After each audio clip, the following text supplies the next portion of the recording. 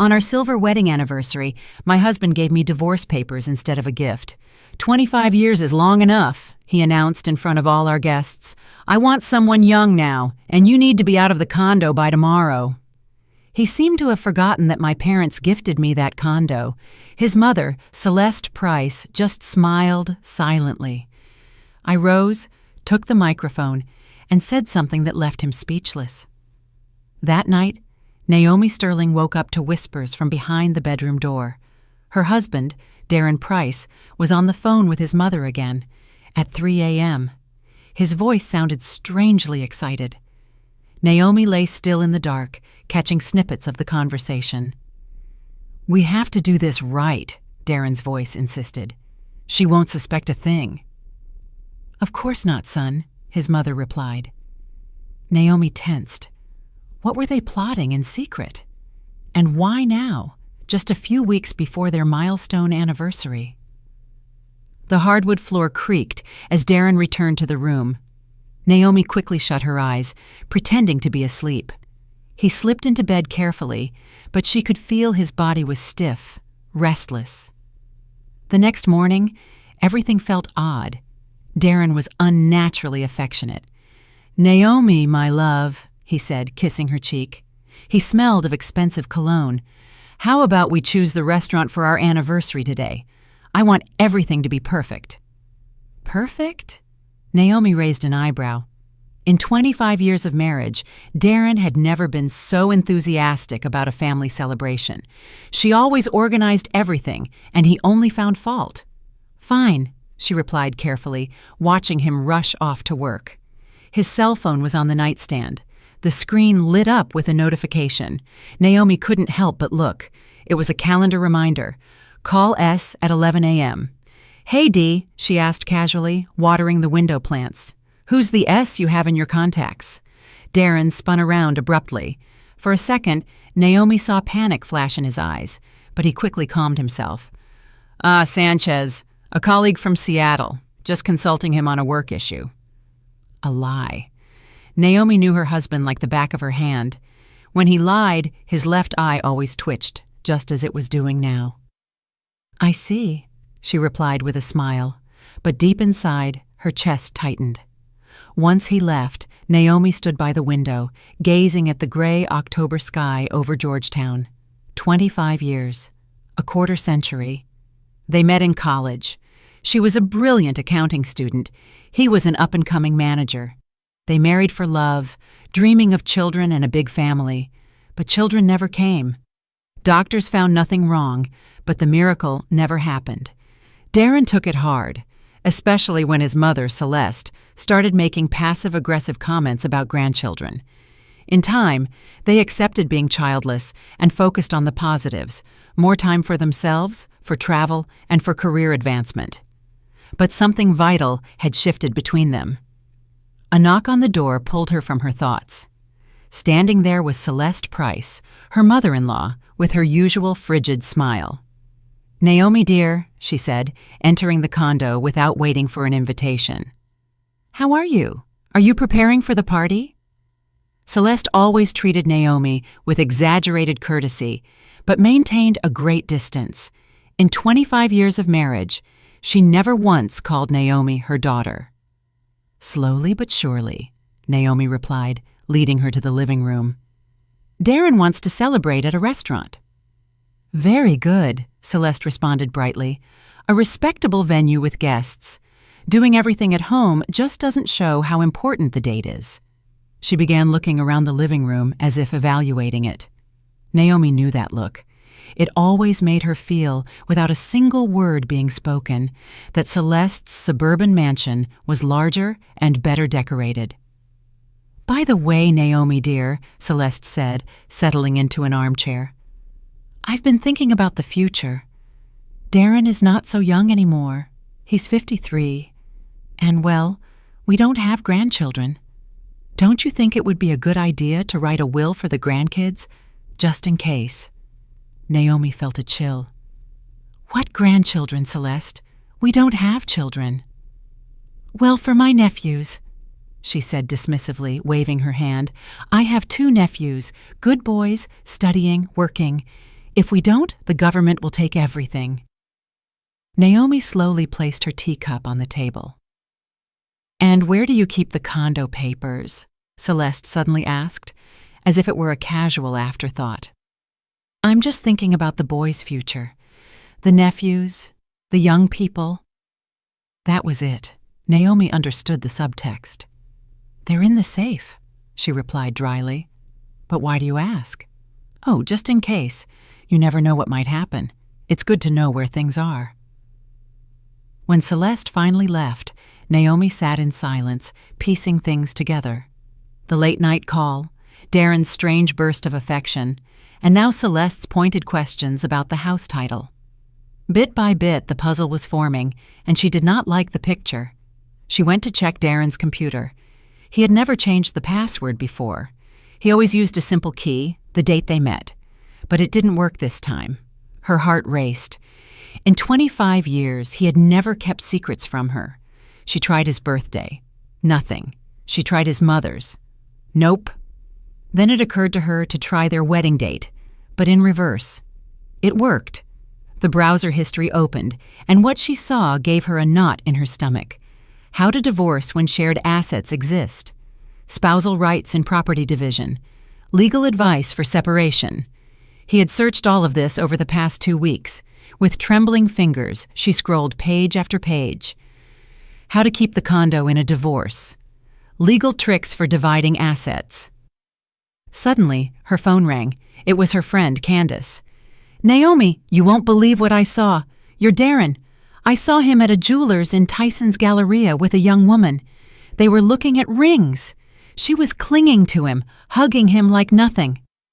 "What did she look like?" Naomi interrupted softly. About 30, blonde, very put together, wearing a super expensive coat.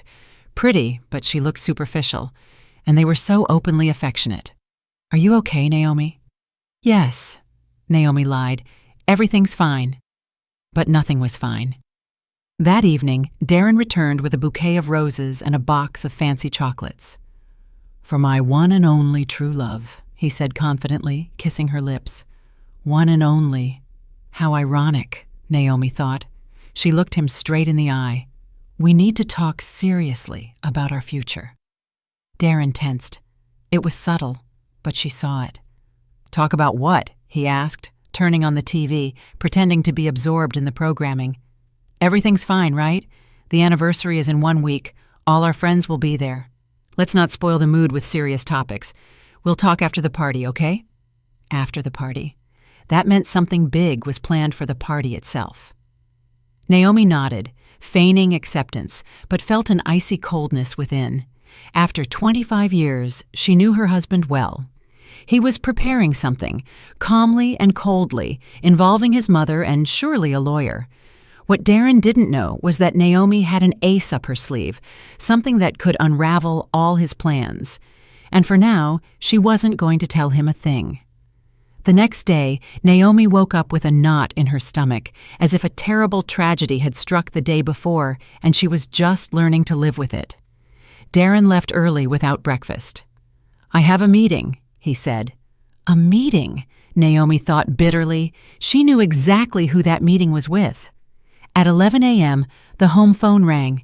Darren had forgotten his cell phone, leaving it face down in the kitchen. Naomi didn't answer, but the answering machine recorded the message. "Dee, it's Mom. I spoke to Mr. Hayes. Everything can be arranged. The important thing is that she doesn't suspect anything until the very last moment. Call me when you're free." Hayes, the supposed Seattle colleague. Now it all made sense. Naomi felt the ground give way beneath her. 25 years. A quarter century beside a man who was now planning his betrayal like office paperwork. She approached Darren's phone. It required a 6-digit code. She tried the date they met. September 1, 1999. Nope. She tried Celeste's birthday. Nothing. Then she remembered the blonde from the jeweler's. Her intuition told her to try March 8, International Women's Day. It worked. The lover's birthday. The texts confirmed everything. "Sierra, my love, a little more patience. After the anniversary, everything will be resolved. The condo will be ours. Dee, you said we'd be living together by New Year's. I'm tired of hiding. My love, everything is going according to plan. Mom has already taken care of things. Naomi suspects nothing. Hayes says if we play this right, she'll only get half. I'll keep the condo. Naomi slumped into a chair, her hands shaking. They were planning her life as if she were a piece of secondhand property. Darren, his mother, the lawyer Hayes, the mistress Sierra, all tangled in a trap where she was the prey. And the worst was yet to come. Hey, Mom, are you sure the condo title is in both our names? Maybe we got lucky and it's just mine. Son, I saw the copies when you bought it. Both names are on it. But Hayes says there are ways. The important thing is she signs the waiver, and if she won't sign, she will sign. After what we're going to do to her at the party, she won't have any other option. What did they plan to do to her? Naomi felt anxiety rising in her throat. They were going to humiliate her in front of everyone, accuse her of something. Without wasting time, she copied all the important messages to her own phone and put Darren's phone back where she found it. She needed a plan. She needed help. She called Aisha Cole, her college friend, now a family attorney. They didn't talk often, but their friendship remained strong. Naomi, Aisha said when she answered. Long time no talk. How are you? Can we meet today? Naomi asked, trying to sound calm. I need a consultation. Sure, I'm free at 6. Come to the office and we'll talk. Aisha's office was downtown, in a modern high-rise. She greeted Naomi with a hug, but immediately noticed the tension. Sit down. Tell me everything. What happened? Naomi took a deep breath. Let's just say an acquaintance of mine is having trouble with her husband. He wants a divorce but is hiding it, and it seems he's setting a trap. Aisha looked at her intently. You sure this is a hypothetical acquaintance, Naomi? Naomi was silent for a few seconds, then told her everything. The late-night calls, the phone messages, Sierra, her mother-in-law's scheming, everything. Aisha listened, occasionally asking for clarification. I understand, she said finally. This is serious, but you're not lost. The good news is you reacted in time. Tell me about the house. When did you buy it? Whose name is on the title? We put both names on it in 2005, equal shares. Are you formally employed? Yes, I'm the controller at Alliance Development Group. I've been there for 15 years. And the weekend cabin is also in both names, but it's not worth much. The condo is the main asset. Aisha jotted down notes. Naomi, they can't do anything to you if you keep a clear head. In a divorce, everyone receives what is legally theirs. No one can force you to waive your share. But it's clear they are planning something dirty. They want to put you in a weak emotional position, a scandal, an accusation, something to break you. You need to be ready. How do I prepare? Gather evidence. Take photos of the messages. Record conversations if you can. Move some of the money into an account only in your name. Most importantly, don't let them know that you know what they're doing. Naomi nodded. For the first time in days, she felt something close to relief. She had a plan. She had support. Thanks, Aisha. How much do I owe you? Aisha smiled. Nothing, girl. Friends don't charge. Just keep me in the loop. And remember, no matter what happens, you are not alone or defenseless. Naomi returned home determined to act, but what she found upon arrival confirmed the war had already begun. Darren was by the entrance, checking himself in the mirror. You look kind of run down today, huh? He blurted out without looking at her directly. Forgive me, but yes, Naomi, you've let yourself go a bit lately. Look, turning 50 isn't the end of the world, but you need to take care of yourself. Go to the gym, see the dermatologist, get something done. I saw Candace's daughter today. She's 30, but looks 25, very polished. And you? Well, you understand. He was comparing her to younger women, setting the stage to justify his betrayal. I have a meeting tomorrow, he announced suddenly. It's Saturday, but it will take all day. Another date with Sierra. That's fine, Naomi replied calmly. And Sunday, I'm going with Mom. I'm going to set up her new smart TV. Spending time with the trader's family. That night, When Darren was in the shower, Naomi reviewed their joint bank account online. In the last month, $30,000 had been withdrawn in several transactions, gifts for Sierra, payments to the lawyer, and who knows what else, all with their shared money. Naomi let out a nervous, brittle laugh. They were using her own money to plan her downfall, but she had an ace up her sleeve, something they didn't know. A week prior, a letter had arrived from a notary. Her Aunt Josephine, her father's older sister, had passed away in Germany. She had no children or spouse. She left her entire estate to Naomi, her only niece. This included a condo in Munich valued at $800,000, USD equivalent, a bank account with $570,000, USD equivalent, another luxury investment condo in Miami Beach, Florida. Total value, over $3 million. Naomi hadn't told anyone. She wanted to surprise Darren on their anniversary, but now that money and property were her salvation, she opened her laptop and began researching how to register the inheritance, transfer the funds to her personal account, and legally protect herself from the people who saw her as a fool. Darren thought he held all the cards, but the game was just beginning. On Monday, Naomi woke up with a clear plan. First, she visited a notary, but not the one handling her aunt's case.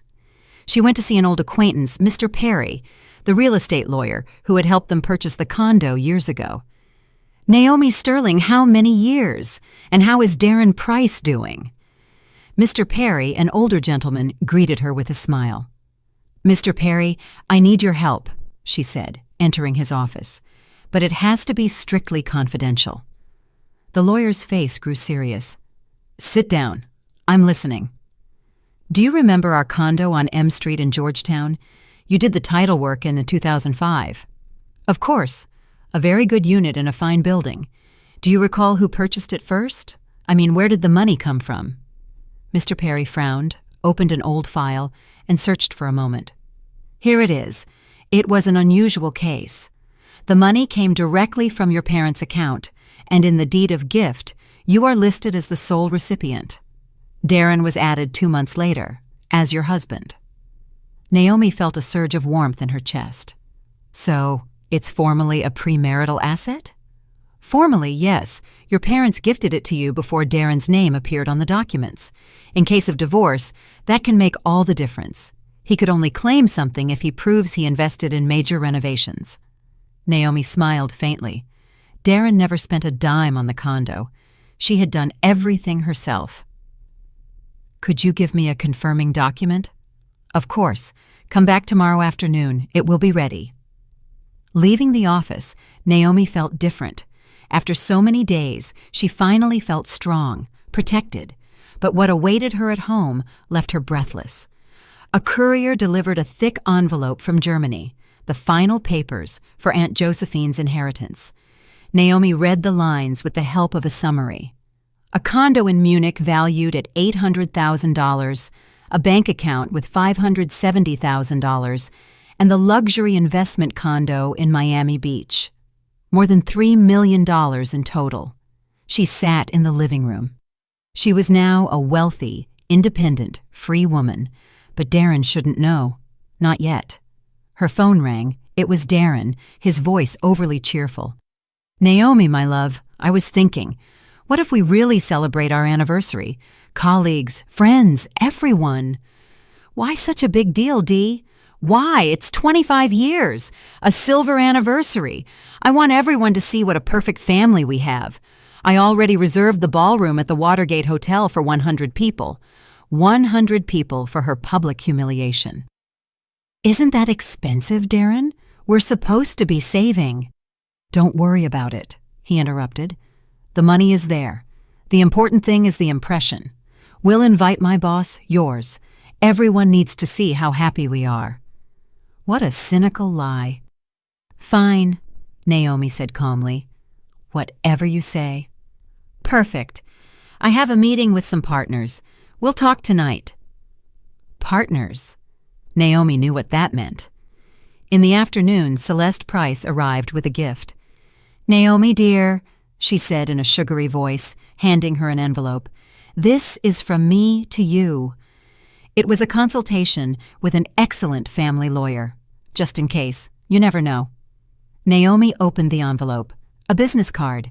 Hayes and Associates, Divorce and Property Law. With a note. Free consultation anytime. The audacity. They were giving her a consultation with the very lawyer who was planning her betrayal. "Thank you," Naomi said dryly. "Very thoughtful." "I worry about you, daughter." Daughter. For the first time in 25 years, her mother-in-law called her that, just before stabbing her in the back. After Celeste left, Naomi began to clean. In one of Darren's jackets, she found a crumpled card. Mr. Hayes, family law, divorce, asset division, alimony. The same lawyer, the same plan. Darren came home late that night, cheerful and smelling of expensive perfume. He hugged Naomi. "Everything is ready. Restaurant, menu, guests. It will be unforgettable." Naomi looked at him coldly. He was right. It was going to be unforgettable, just not the way he imagined. "Dee, what cologne are you wearing? That's not yours." He hesitated. "I got on the elevator with the neighbor. She wears a very strong perfume, and it clung to my jacket, one lie after another. By the way," he said, walking toward the window, "at the anniversary, I'm going to give a special speech about our life and our future plans." "What plans?" "You'll see. It's a surprise." A surprise? Naomi felt a chill. She couldn't sleep that night. Around 2 a.m., she heard a murmur. Darren was on the phone in the hallway. She got up quietly and pressed her ear to the bedroom door. "Mom, everything is perfect. The restaurant is booked. Guests are confirmed. After the toast, it will all just happen. Are you sure she doesn't suspect anything?" "How would she suspect? She's naive like a child. She's always trusted me, and she still does. And if she doesn't want to sign the papers, she will sign. After what I tell her in front of everyone, she'll have no other option. Everyone will see what she's really like, you know. Dee, don't you think it would be better to do it privately, at home without a scene?" "No, Mom, it has to be in front of everyone. That way, she won't be able to make a scene or demand explanations. She'll go straight home, and Hayes will be waiting for her there with the papers. Quick, clean, and no drama. And Sierra already knows. Of course, she's even coming to the anniversary. I want her to meet my colleagues. I'm going to introduce her as my new assistant." "You're cruel." "It's not cruelty, Mom. It's being practical. 25 years was enough. I deserve to be happy too, even if it's at her expense." Naomi went back to bed but couldn't sleep. So Sierra was going to be at the party too. She was going to witness the humiliation of her rival and then take her place in the home. That's what they thought. In the morning, Naomi went to the bank. She opened a personal account and transferred half of the money from the joint savings. If Darren wanted to continue spending on his mistress, he would do it with his half. Then she went to the lawyer for the document confirming that the condo was hers from before the marriage. Next, she went to work. "Mr. Boudreau," she said to her boss, entering his office. "Can I speak with you?" "Of course, Naomi Sterling. Is everything all right?" "Everything is fine, for now. I just wanted to warn you that I will soon be entering a difficult personal phase." "Divorce?" he asked, frowning. "Seriously? I thought you two were solid. You even invited me to your anniversary." "That's exactly why I want to warn you. If things go wrong, I hope I can count on your support. My work won't be affected. You are the best controller we've had in 15 years. Whatever happens, your job is safe." That night, while Darren was at another meeting, Naomi took out the inheritance documents. She needed a clear, well-thought-out plan. The Miami Beach condo was empty. Aunt Josephine had rented it out, but the contract had ended a month ago. Naomi could move there after the divorce. With the money in the German bank, she had financial independence for years. And most importantly, the document proving the DC condo was hers from before the marriage. Darren would never see that coming. Tomorrow was the anniversary. He thought he would deliver the final blow, but he was the one about to be blindsided. Naomi put all the papers in the safe and smiled. Thursday morning, she went to the German consulate. She needed to formalize the inheritance to access Aunt Josephine's accounts.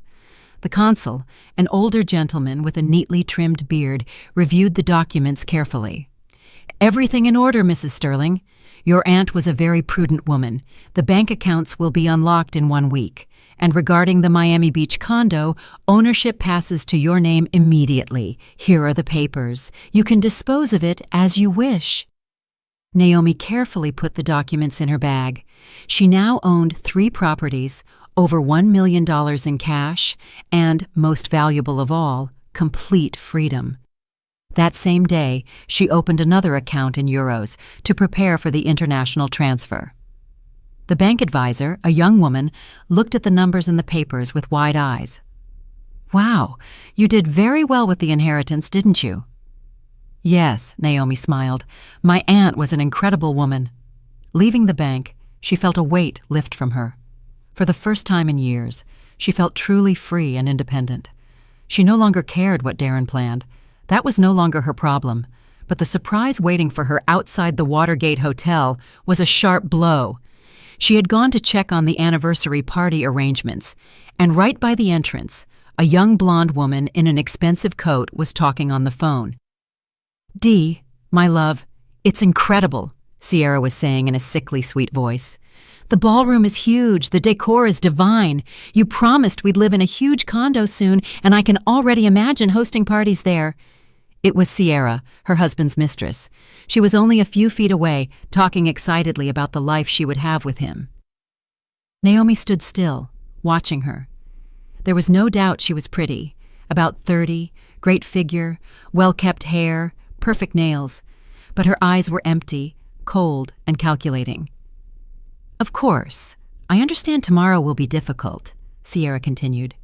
"But you said after your speech she'd understand everything, and I'll be there as your new assistant. Romantic, right?" "Publicly humiliating your wife is romantic." Naomi walked closer. "Excuse me, do you know where the manager is?" Sierra turned, looked Naomi up and down with disdain. "No idea," she replied coldly. "I don't work here." She returned to her phone. "Dee, there's some lady asking me questions here. Okay, see you tonight. I love you." Some lady? Naomi smiled to herself. Tomorrow, this lady would deliver a big surprise. The restaurant manager, a kindly, plump woman, received Naomi with a smile. "You're here about tomorrow's anniversary? Mr. Price already paid for everything. Ballroom for 100 people, banquet, live music." "And how much did all that cost?" $45,000. Your husband requested the best of the best." $45,000 to humiliate her in public. Naomi nodded. "I see. Can I see the ballroom?" Yes, the room was luxurious. High ceilings, crystal chandeliers, immaculate white tablecloths, enormous mirrors on the walls. All the guests would have a perfect view of the spectacle. "Where will the microphone for the toasts be?" Naomi asked. "Right here in the center," the manager said. "Mr. Price insisted that everyone hear him." Of course. So no one misses the humiliation. At home, Darren was waiting, nervous, pacing with the paper in his hand. "Ah, Naomi," he said, quickly putting the paper away. "Where were you?" "At the restaurant, checking everything. What did you think of it?" "Impressive. $45,000 for one night. Seriously, Dee, don't you think that's too much? We have other plans, right?" "Don't worry about it," he scoffed. "The money is there. The important thing is to make a good impression.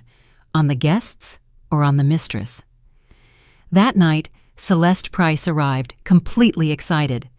"Dee, son, are you ready? Did you rehearse your speech?" "Of course, Mom. Everything will be perfect. Don't worry."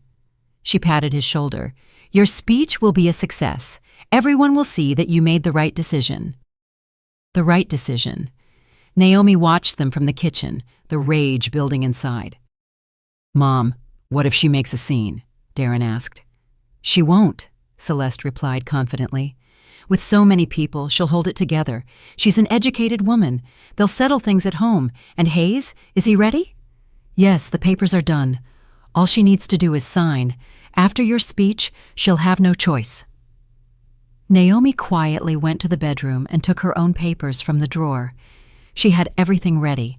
She put all the documents into a small folder, the paper stating the condo was hers from before the marriage, the inheritance documents, and the statement for her new bank account. Tomorrow, those documents would change everything. Later that night, when Celeste had left, Darren locked himself in his study. Naomi heard him rehearsing his speech, murmuring words to himself. She approached the door and listened intently. Dear friends, today is a special day. 25 years ago, I made a decision that seemed right. But life moves on, people change, and sometimes you have to have the courage to admit your mistakes. Mistakes? 25 years of marriage was his mistake. I thank Naomi for these years, but honesty demands I speak the truth. We are different people with different values, with different plans for the future, and I have made a decision. The rest was muffled, but the meaning was clear. Naomi returned to the bedroom. She had no desire to sleep. In the morning, Darren woke up in a good mood. Naomi, he said, adjusting his tie knot in front of the mirror, today is a great day. Yes, our anniversary. Not just that, he said, smiling strangely. Tomorrow, your life is going to change, and so is mine, completely. Completely? You'll see. You're going to be surprised. Surprised. Dee, can I ask you a question? Sure. What is it? Did you ever really love me? Truly? He froze, tie in hand. What a weird question. Why are you asking that on such an important day? Just curious. Of course I loved you, he said without looking at her. And I still love you in my own way. In his own way, like someone who cares for an old piece of furniture that has served its purpose. I understand, Naomi said quietly. Throughout the day, Darren was frantic, calling the restaurant, checking the guest list, giving orders. By the evening, he was visibly anxious. Are you ready, Naomi? She stood before the mirror in a new, elegant dark blue dress, bought especially for this day. Ready. Then let's go. It's time for the truth to be known. The truth. Naomi grabbed her purse where the documents rested. Yes, it's time for everyone to know the truth. They didn't speak on the drive. Darren was nervous, drumming his fingers on the steering wheel. Naomi watched the city lights through the window. 25 years ago, they also rode in silence to the courthouse, but that silence was one of excitement and love. Today, it was the silence before a battle. Naomi, Darren said when they arrived at the hotel, no matter what happens today, I want you to know that I wish you the best. The best. What a cruel mockery. Thank you, Dee, she replied with a serene smile, and I wish you receive exactly what you deserve. The ballroom at the Watergate Hotel sparkled. 100 guests were seated at round tables with white roses and gold candles. At the head table sat the hosts. Naomi smiled and accepted congratulations, but inside, she was tense. The blow was coming any minute. Naomi, you look stunning today, said Marina, a coworker. 25 years together. How romantic. Yes, Naomi said, looking around. Very unexpected, all of it. In one corner of the room stood Sierra, Darren's mistress. She had been introduced as his new marketing assistant. Young, pretty, in a very expensive dress, she chatted calmly with some colleagues as if nothing were amiss. Darren Price, congratulations on your anniversary, said Mr. Michael Boudreau, the CEO of Darren's company. Rarely does one see such solid couples.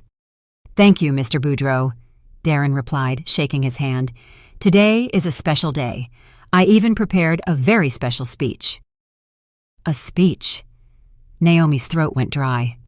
Celeste Price went from table to table, receiving compliments for her good son and the ideal wife he had. Her eyes glowed with satisfaction. She knew what was about to happen. At a small table in the back, a man in his 50s in a dark suit sat very seriously. Naomi didn't know him, but she recognized his picture. Mr. Hayes, the lawyer. He was there in case a signature was needed. Dear guests, The voice of the master of ceremonies sounded over the microphone. "May I ask for your attention? Darren would like to say a few words in honor of his wife." A silence fell. Everyone turned toward the main table. Darren stood up, took the microphone, and smiled broadly. "Friends, thank you for being here on this important day. 25 years is no small thing. It's a quarter century alongside one person." The guests nodded, raising their glasses. "I've thought a lot about our life together," Darren continued, "about what united us, what made us happy, and what didn't so much." Naomi tensed. "It's starting," she thought. "And I realized something very important. People change. What seems right when you're young can eventually turn out to be a mistake." The ballroom grew quieter. People exchanged confused glances.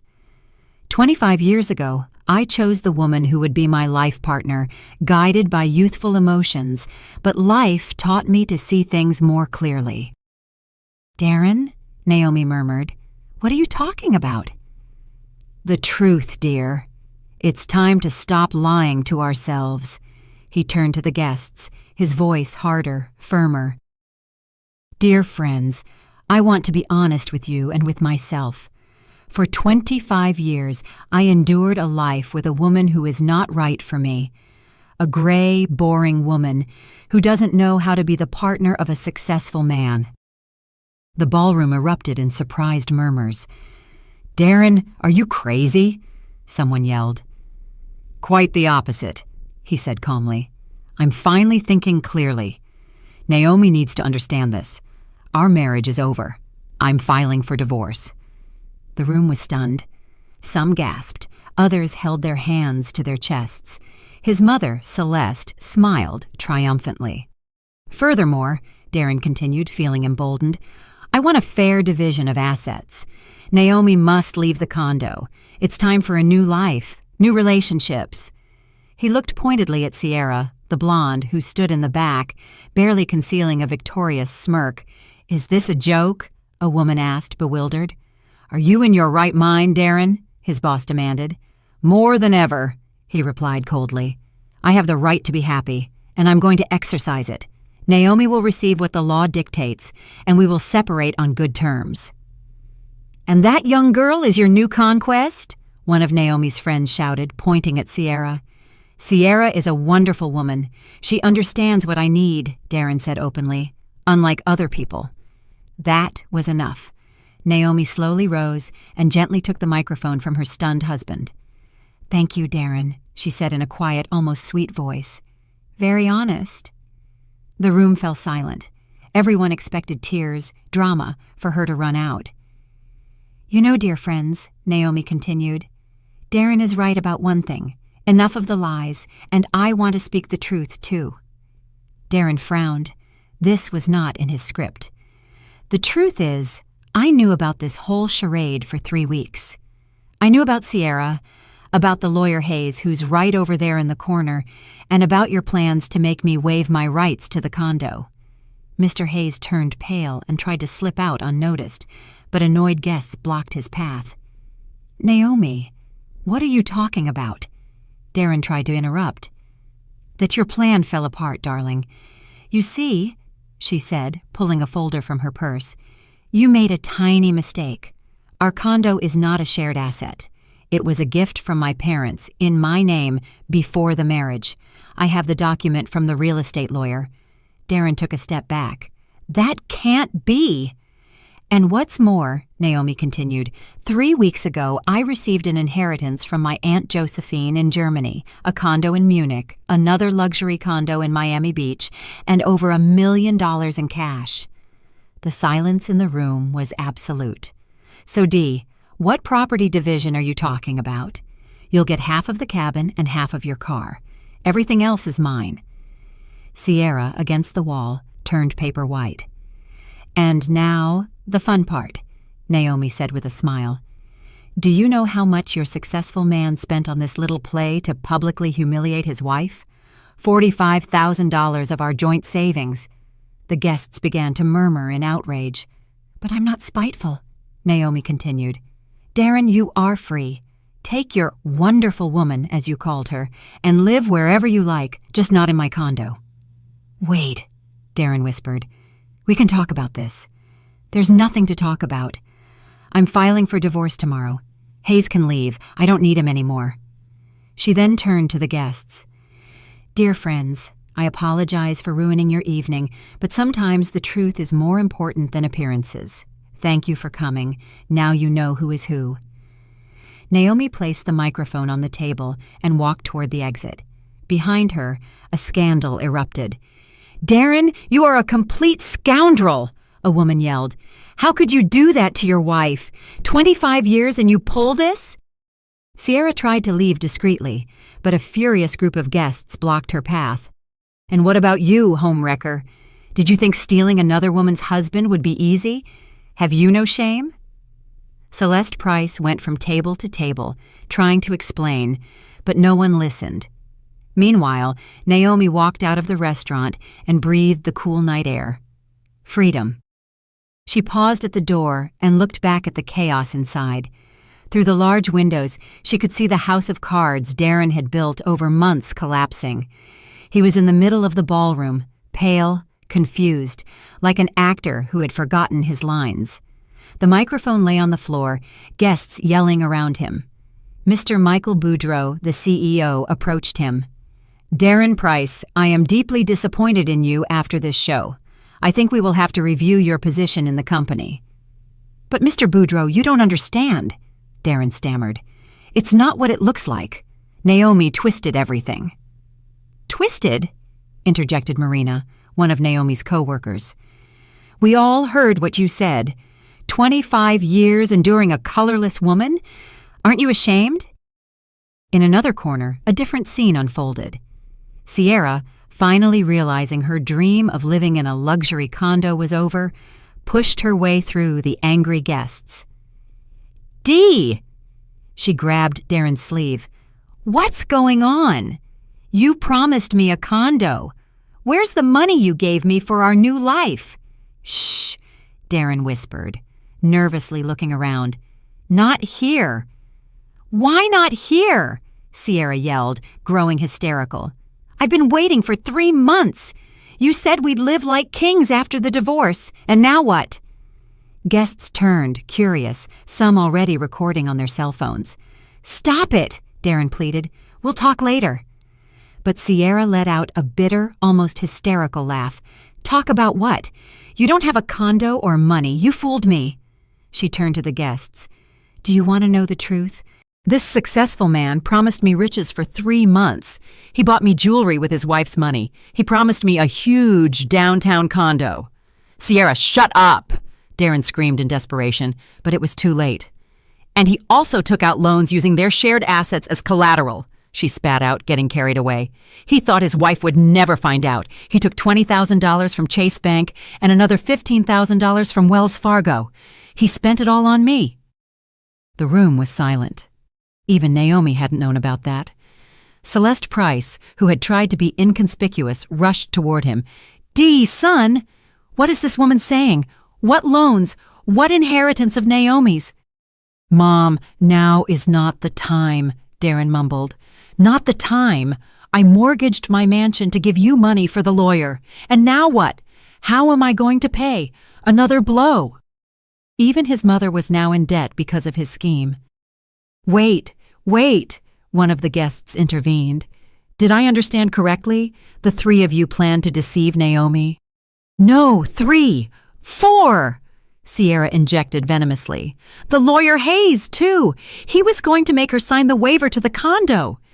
Everyone turned to the corner where Hayes had been sitting, but his chair was empty. The lawyer had already bolted.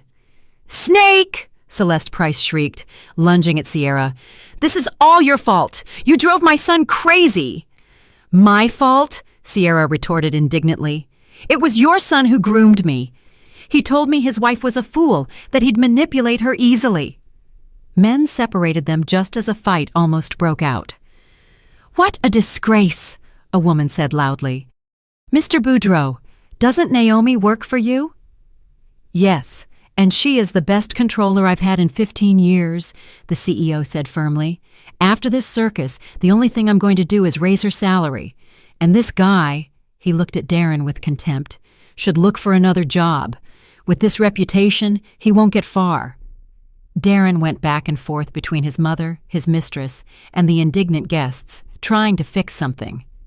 "People, you don't understand," he yelled. "I have the right to be happy. 25 years is too much." An older woman approached him, Aunt Clarice, Naomi's aunt. "And did you think about how she felt living 25 years with an egoist like you?" Aunt Clarice is right. Other family members of Naomi supported her. "What a disgrace. People like you don't belong in our family."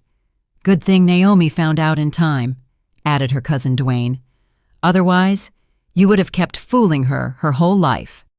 "Hey, what if we upload this to social media?" one of the young guests said. "Let everyone know who this guy Price is."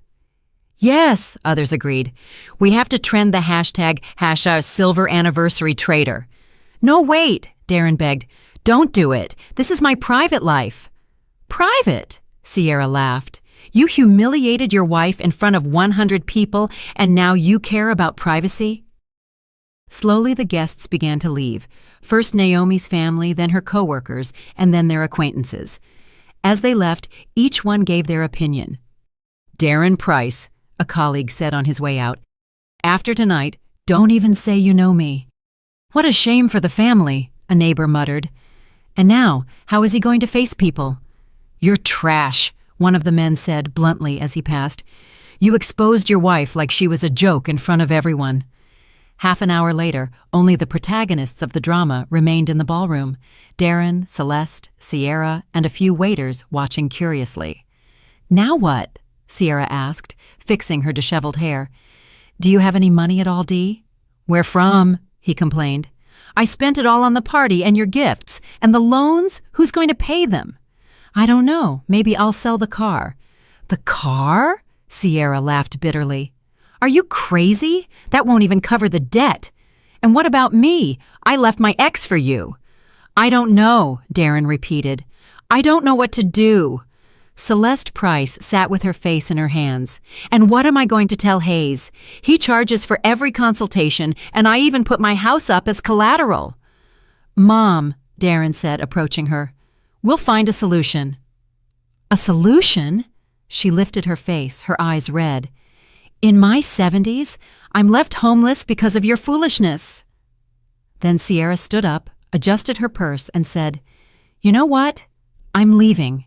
You two are utterly useless. Dee, don't ever call me again.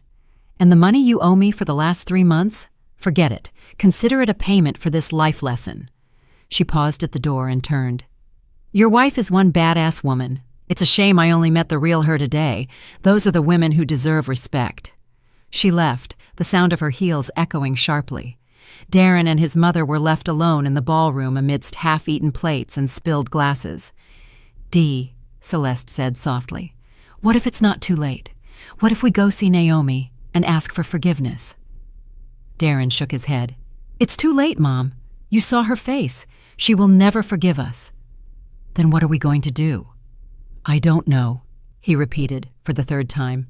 "I swear I don't know." Meanwhile, Naomi was in a taxi back to the condo, watching the city lights.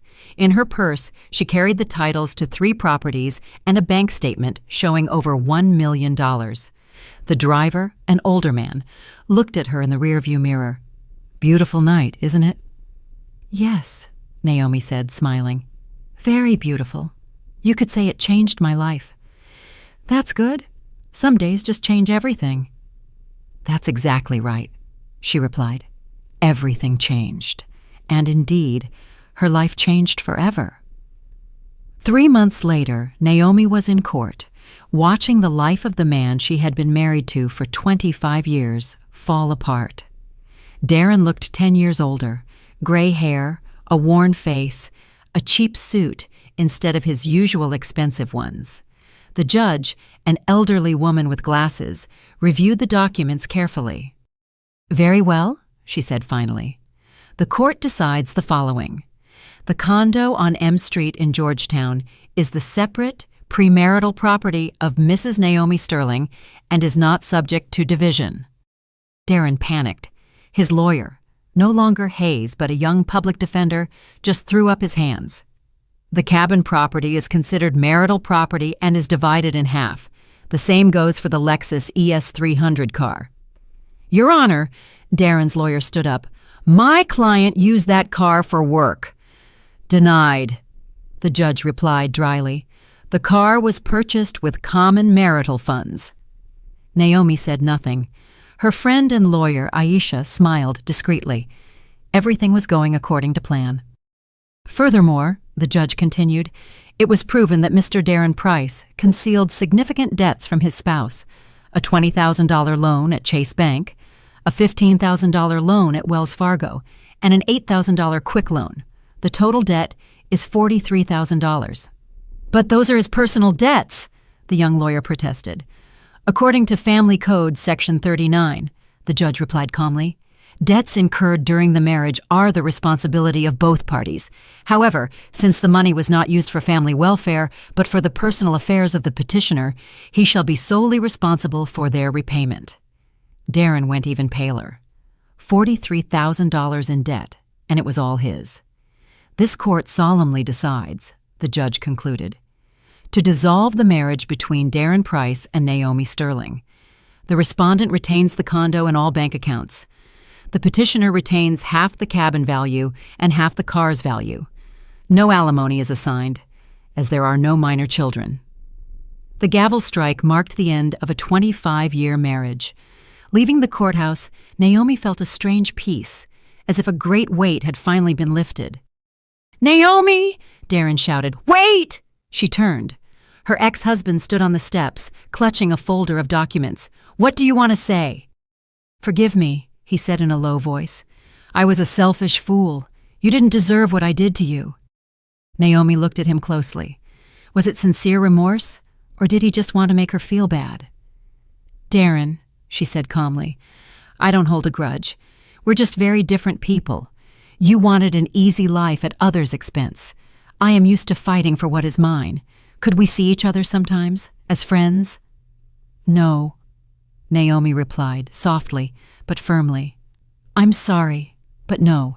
It's better if we each go our own way. She turned and walked toward her car, a new, elegant Audi she had bought with part of the German inheritance. Life continued, and everyone got what they deserved. A month after the divorce, Darren lost his job. The video of the anniversary party went viral on social media, and his company's CEO no longer wanted to deal with the scandal. Darren Price, his boss told him on that last day, I can't have someone on my team who made such a public spectacle. But I'm a good professional. Maybe so, but your reputation is in the gutter. I'm sorry. Finding a job was difficult. Everyone recognized him. The video even had the hashtag Silver Anniversary Trader trending. Nobody wanted to hire a man like that. He ended up working as a taxi driver with his old Toyota Camry, which he had to buy back from Naomi for half its value, $15,000. He now lived with his mother in her small, one-bedroom apartment on the outskirts of the city. Celeste had to sell her downtown mansion to pay the debts and buy something smaller and cheaper. Dee, she would say to him at night, looking at the cracked walls, don't you wish you had listened to me? Never gotten involved with that Sierra? It's too late, Mom, Darren would reply, counting his day's earnings. Too late for regrets. And Sierra? She was more than fine. 2 months after the scandal, she married a 50-year-old entrepreneur who owned a chain of restaurants. He was wealthy, though not very smart. He believed her whole story about a toxic relationship with a married man. The wedding photos Sierra uploaded to social media showed luxurious bouquets and gold jewelry. The caption read, Finally found true love, #happy, #new life. Darren saw those photos and let out a bitter smile. Sierra got what she wanted, a husband with money. But it wasn't him. Naomi lived a completely different life. She moved to her Aunt Josephine's investment condo in Miami Beach. It was a spacious, light-filled condo with a view of the ocean, a true oasis amidst the city's chaos. She didn't want to be an accountant anymore. With the money she inherited, she opened a small publishing house specializing in translations of European literature. It was her lifelong dream. "Naomi Sterling," Mr. Boudreau said when she resigned, "we don't want you to leave. Are you sure you won't reconsider?" "Thank you," she replied with a smile, "but I've found what I'm truly passionate about. I'm dedicating myself to books." "Well, I wish you the best of luck. And you know what? After everything that happened with your ex-husband, many of our female employees look up to you. A woman has to know how to defend herself." One evening, her friend Aisha came to visit. "You look so content," she asked, looking at the cozy living room. "Do you feel avenged?" "You know," Naomi replied thoughtfully, "I don't feel vengeance. I feel relief. That wasn't vengeance. I just defended my rights. The truth always wins, even if it takes time." They drank tea on the balcony, watching the lights of Miami shine. "Do you regret those 25 years?" "No," Naomi said, shaking her head. "Those 25 years taught me something invaluable, to only rely on myself and to value honesty above everything else." Her publishing house employed 5 people, talented young translators. They published beautiful books in small editions for those who appreciate good literature. Naomi, her editor Anna, said one day, "Your story is very special. My mom told me she was at that anniversary. She works with your ex-boss. She says there are few women like you." "I don't consider myself a strong woman," Naomi responded. "I just decided not to be a victim." A year later, she received a letter from Darren. "Naomi, I don't know if you'll read this. I just want to say that I understand. You were the best thing that ever happened to me. I lost you because I was foolish and greedy. I don't ask for forgiveness. I know I don't deserve it. I just want you to know that you deserve the best in the world. Be happy. Darren." Naomi read the letter and filed it away in a drawer. No anger, no sadness, just a memory of a past life. That night, she went out onto the terrace with a cup of coffee. Miami glittered with lights. Music played in the distance, and the air smelled of summer flowers. She was free, financially independent, doing what she loved, and for the first time in many years, she felt truly happy. In another part of the city, Darren drove his old Toyota, carrying passengers, thinking about how one can lose everything in a single night. Yes, the truth always conquers the lie, even if it sometimes takes a while. Did you like my story, and which city are you listening from? Let's meet in the comments. If you like the story, you can support me by sending a super thanks so I can keep bringing more stories like this. Thank you so much for your sweet support. I'm looking forward to your comments on the story. On the screen, you can see 2 new life stories that I highly recommend. There's so much more on my channel. Don't forget to subscribe. See you in the next life story with love and respect.